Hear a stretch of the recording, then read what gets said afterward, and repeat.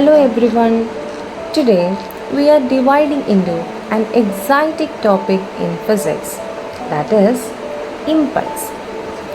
Have you ever wondered how a small force can cause a big change? Okay, let's explore that together. Well children, have you ever seen hammering a nail? Yes, all of you know about that. What kind of force is exerted by the hammer? Is it a large or small force? Definitely, it's a large force. So, large force is called the impulse. So, let's define impulse. So, what is impulse? Impulse is the product of a force and the time the force acts on. The impulse is a way to measure a change in momentum.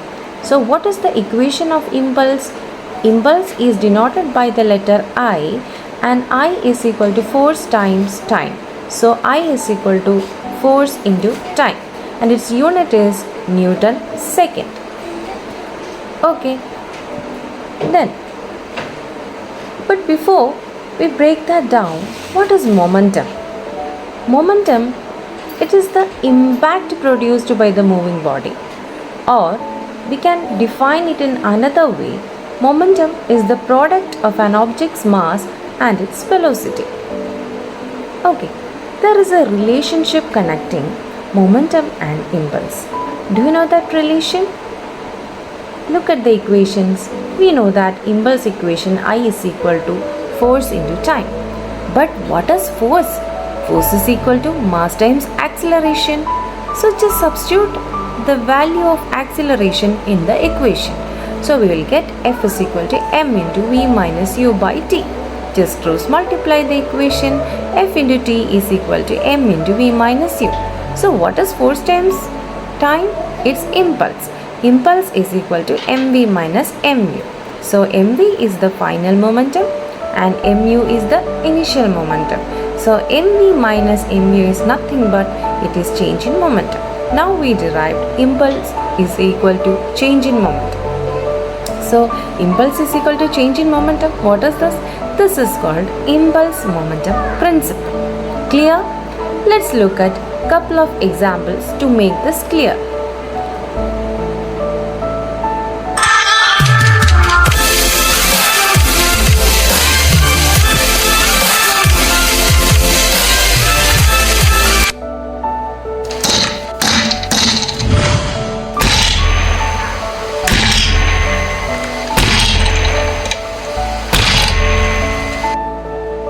See, when you kick a ball, you apply a force over a short time.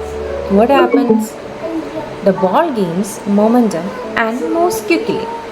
Now you gently push the ball with the same force, but for a longer time it moves slower, but it still gains some momentum. So both time and force matter. So we can conclude that the impulse depends on force and the time. Okay, so let's see how much we have learned from this class. I have a quick quiz for you. So, my first question, what is the formula for impulse? Impulse is equal to force into time. How does applying force for a longer time affect impulse? And can you think of another real life examples where impulse is important? Take a minute to think, then share your answers with a partner. So great job everyone. To recap, impulse is the change in momentum resulting from a force applied over time.